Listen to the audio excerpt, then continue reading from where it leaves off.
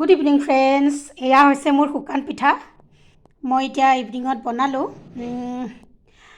কেনেকুৱা হৈছে জনাব। এই বেছি চাউল নহয়, মাত্ৰ আধা কেজি চাউল তিয়াইছিলোঁ আৰু এনেকৈ বনালোঁ। এয়া বিহুৰ আমাৰ যোগাৰ বেছি বনোৱা নাই।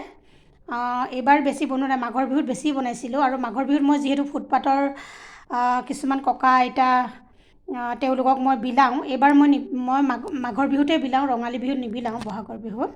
তো সেইকাৰণে কমকৈ বনাইছোঁ। আৰু এইখিনি আছিলে লাৰুখিনিও কমকৈ বনাইছোঁ। 44টা আছে ইয়াতে। আৰু এয়া মোৰ বিহুৰ যোগাৰ। এতিয়া গৰমে গৰমে পৰিৱেশন কৰিম। তথাপি কৰিলোঁ। বিৰাট ধুনীয়া মচমচীয়া হৈছে আৰু স্মুথ হৈছে ভিতৰত। আৰু এই দুটা অলপ এইটোত অলপ বেছিকৈ নাৰিকল শেষৰটো, আৰু এইটো অকণমান বেয়া হোৱা যেন হৈছিলে, সেইকাৰণে ছাইডত কৰি থৈছোঁ। এই দুটা খাম আৰু।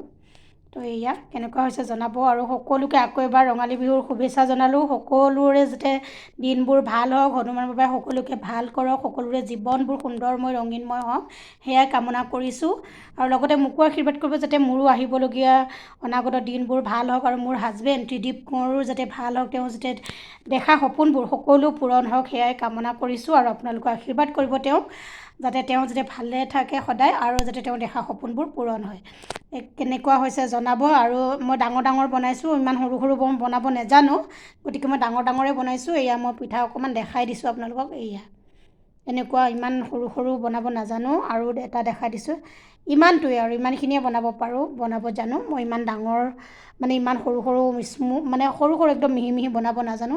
চ' এয়াই আছিল। আৰু এয়া চ' বাই, সকলোৱে ভালে থাকক দেই। আকৌ আহিম পুনৰ এটি নতুন ভিডিঅ'ৰ সৈতে।